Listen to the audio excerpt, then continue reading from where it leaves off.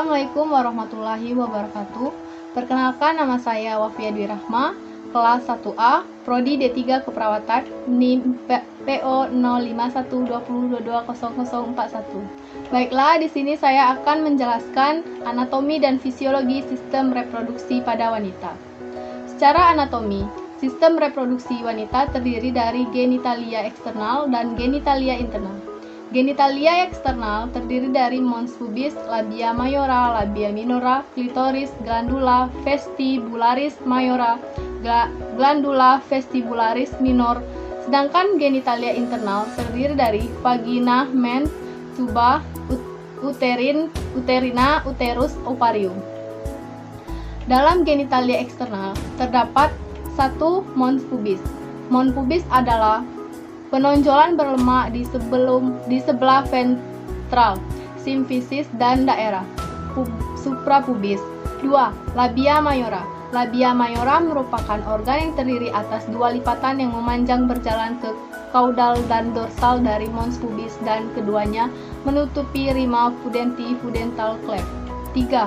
Labia minora. Labia minora merupakan organ yang terdiri atas dua lipatan kulit kecil terletak di antara kedua labia mayora dan kedua sisi intoritus vagina. Kedua labium minus membatasi suatu celah yang disebut sebagai vestibulum vagina. Labia minora ke arah dorsal berakhir dengan bergabung pada aspectus medialis labia mayora dan di sini pada garis mereka berhubungan satu sama lain berupa lipatan transversal yang disebut frenulum labil. 4. Klitoris terletak dorsal dari komisura anterior labia mayora dan hampir keseluruhannya tertutup oleh labia minora.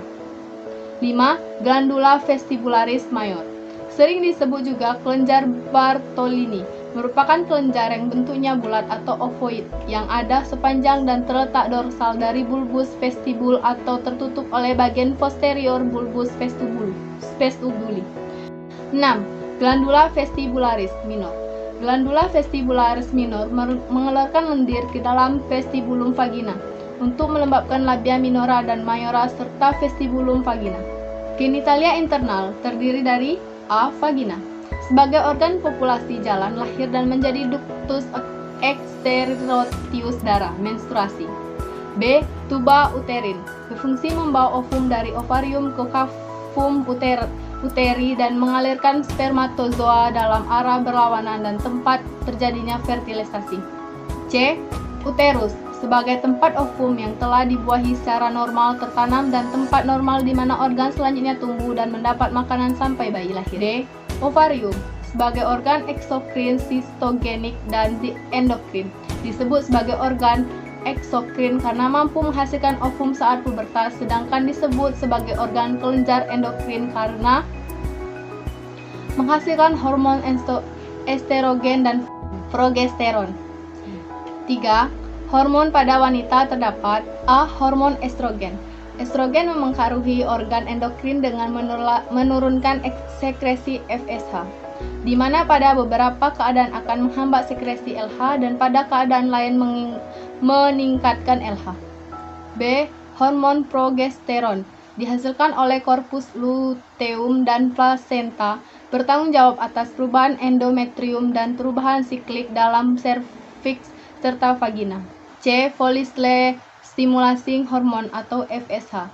FSH dibentuk oleh lobus anterior kelenjar hipofisi. Pembentukan FSH ini akan berkurang pada pembentukan atau pemberian estrogen dalam jumlah yang cukup, seperti pada kehamilan. D. Lutein hormone atau LH. LH bekerjasama dengan FSH untuk menyebabkan terjadinya sekresi estrogen dari folikel ke graft. LH juga menyebabkan penimbunan substansi dari progesteron dalam sel granulosa.